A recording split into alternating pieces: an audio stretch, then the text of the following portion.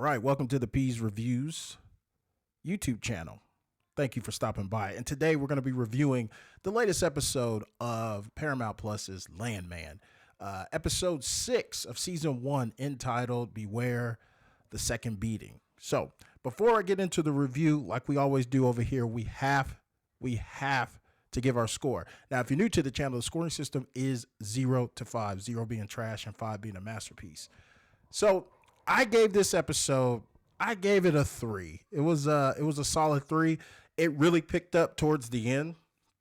I really enjoyed the end, watching Tommy go to work, and we'll talk about that later. Because like I said, Billy Bob Thornton's killing it on this show, and this episode is no different. So with the score out of the way, let's waste no more time, my good people, and let's get into it. All right, so I'm not going to go over the complete episode. I'm not going to do a full recap. I'm just going to talk about some of the main points and things that stuck out to me. So right away, I want to talk about, because the episode begins with Tommy and Angela together. Tommy basically said, hey, I got to meet with Monty, and Angela is going to meet with Victor to tell him face-to-face that, hey, I'm ending our marriage and moving back to my ex-husband. So we show up at Victor's place, this elaborate, palatial estate, and Angela goes to unlock the door. Well, the locks have been changed, and we don't see Victor, because I was always wondering, who is Victor? Who's playing Victor? What kind of guy is this? We don't even see Victor. She's met by 2 lawyers. And basically, my boy Victor has been planning for this day. He knew she was for the streets.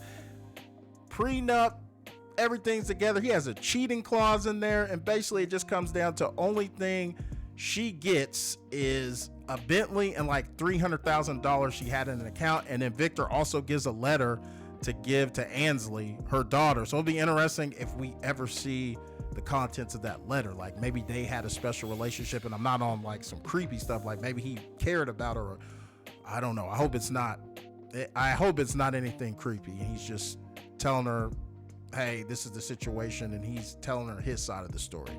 Let's just hope that's the case. But of course, before she leaves, we see Victor. He's there, but we don't see him. They're having a pool party, and we meet her replacement, a newer, better version of her.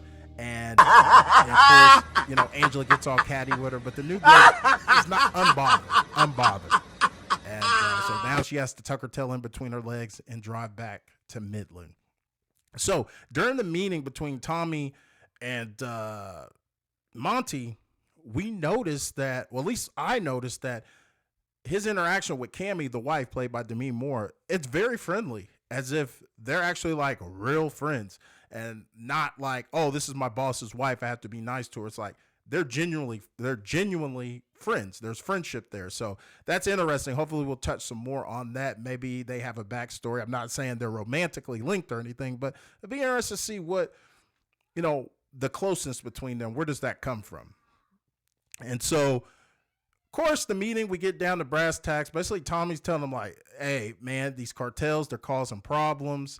Can you talk to your political friends? Maybe we can get some things like that into motion, because my guys don't want to go back to work, which I wouldn't blame them. Cartel guys don't mess around. Those guys could end up being put in oil drums or something. So Monty's I'll get on it. And during this time, this is when Tommy gets the notification that what happened to Cooper in the previous episode, where he was attacked by Manuel and I think Antonio, his roommate, and some other guys, and they beat him really bad. It was real bad. And so he's going there to the hospital to figure out what's going on with all that. Now, while that's going on, Nate and Rebecca are meeting with the families of the Roughnecks that we lost 2 episodes ago, which one of them was Ariana's husband, who Ariana and Cooper have been close, and this is for the reason why what happened to Cooper, because his hating ass Manuel, he wanted to move in, and he was mad because Cooper was moving in on Ariana. So basically, the company has offered to give them $250,000, just flat, here you go. And Ariana starts to question about, liability. And this puts Rebecca back in lawyer mode. And so there's some back and forth. Ariana never signs. I think the other 2 ladies did sign, so that'll be interesting to see what we do with that, because if you remember, Cooper told her that, you can check your husband's benefits or whatever. And so with the insurance company, because Monty, they don't want them going to the insurance company because that's going to cause a ton of litigation. And then if they find some kind of fault, this could turn into something that spirals out of control, and they don't need that right now.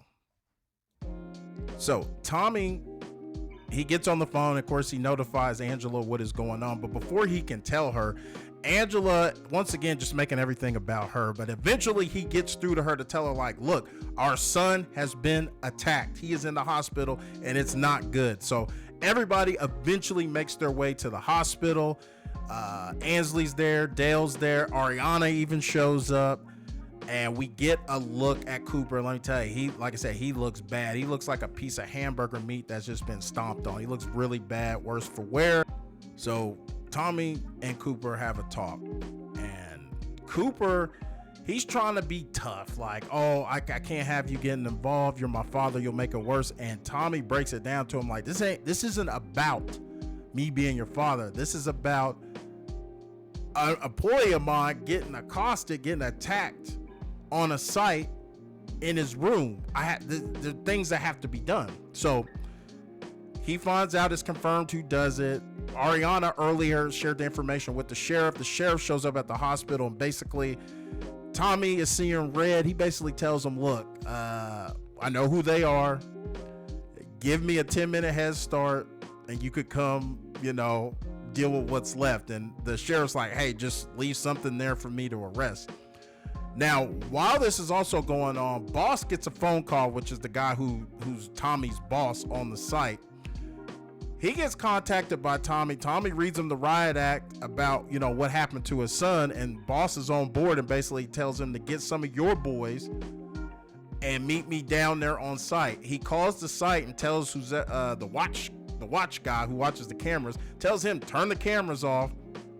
And he even talks to Dale, like, Dale, you got any plans tonight? Dale's like, I'm waiting for you. So Dale was ready to get busy. So we get to the site and we get active. Tommy, they waste no time. They go on, they roll up on Manuel and Antonio and give them a beating. And basically Tommy tells Manuel, like, this is what's going to happen to you. And he basically tells him, breaks it all down and basically says, I'm taking 30 years of your life. Because, he has priors and all that. And then he's like, if you ever come back around here, I'm taking your life. And so they get their get back. And it's good to see that. And it was cool with the sheriff. They worked it all out. They were able to get the others involved. We don't see it on camera, but the roommate, Antonio, let's just say, he got some questioning and he was able to tell us where the rest of the guys were that beat up Cooper. All right, so just wrapping it up and ending with this is that Tommy's in the vehicle with Dale, and they're doing some reflecting on what has happened, everything that has transpired in the last couple of days.